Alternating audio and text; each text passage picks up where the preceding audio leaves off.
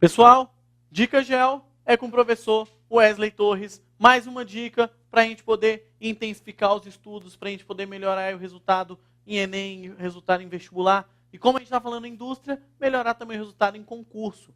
Então, olha só, nosso tema hoje é indústria. Basicamente, os setores dessa atividade, a importância dela e alguns problemas. Depois a gente vai ter algumas dicas. Você depois acompanha aí sobre desconcentração industrial e sobre fatores locacionais, que também são importantes, mas aí é coisa para outra aulinha. Então é o seguinte, indústria, ela movimenta os outros setores da economia. Como assim? Eu tenho 3 setores, primário, secundário e terciário. Setor primário, produção de matéria-prima, agricultura, pecuária, extrativismo, pesca. Setor secundário, indústria. É nesse setor secundário que a gente tem a transformação da matéria-prima. E por último, setor terciário, prestação de serviço, bancos, turismo e por aí vai. Pessoal, quando eu estou falando de indústria, eu lembro lá da Revolução Industrial. Na Revolução Industrial, o paradigma da sociedade começou a mudar. Atualmente, o setor primário produz em função do setor secundário, em função da indústria. Então, de acordo com a demanda que a indústria tem, o setor primário produz. O setor terciário, principalmente o comércio, ele funciona em função do que é produzido pela indústria.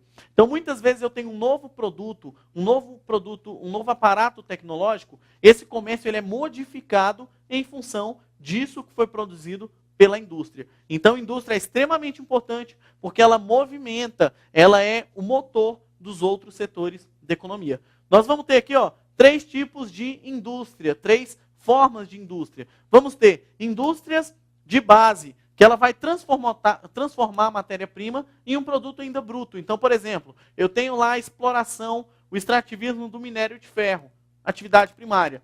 A transformação desse minério em barras de ferro vai ser uma atividade de indústria de base. Essa barra de ferro ela não é um produto final, ela é um produto ainda inicial. Então, indústria de base, transformação de matéria-prima para depois se tornar um produto final. Indústria de bens intermediários, pode ser chamada também de indústria de bens de capital. Então, imagina que eu tenho uma indústria que produz plataformas de petróleo. A plataforma de petróleo é um produto final? Não, ela vai ser utilizada por outra indústria para gerar capital para essa e para gerar os bens finais. Então, indústrias de bens intermediários, elas geram produtos que vão ser utilizadas por outras indústrias. Tranquilo? Indústrias de bens de base, intermediário. Por último, a que nos interfere, a que chega o produto nas nossas casas, indústrias de bens finais. São os produtos já finalizados, divididos em duráveis e não duráveis. Os duráveis, a gente vai ter televisão, som, celular, computador. Mesmo eles durando cada vez menos, ainda são chamados de bens duráveis. Tem alguns que têm um tempo de duração um pouco menor, como roupas e por aí vai. Já bens não duráveis, a gente tem principalmente alimentos industrializados e medicamentos. Geralmente, indústrias de bens não duráveis estão próximas do mercado consumidor, principalmente a indústria alimentícia. Por último aqui, as indústrias elas começaram a gerar alguns problemas. Primeiro, aonde eu tenho indústria, ocorre um adensamento urbano. A população começa a ocupar mais aquela área porque a população quer viver, quer morar próximo daquela indústria. Segunda coisa, poluição.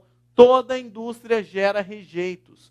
Toda indústria gera problemas relacionados ao lixo. Produtos químicos, produtos tóxicos, poluição do ar, poluição de rio, poluição do solo. Então a indústria ela é encarada, em alguns casos, como um grande problema. Então a indústria movimenta a economia, a indústria movimenta em função dos seus setores, a economia e a indústria também causa alguns problemas.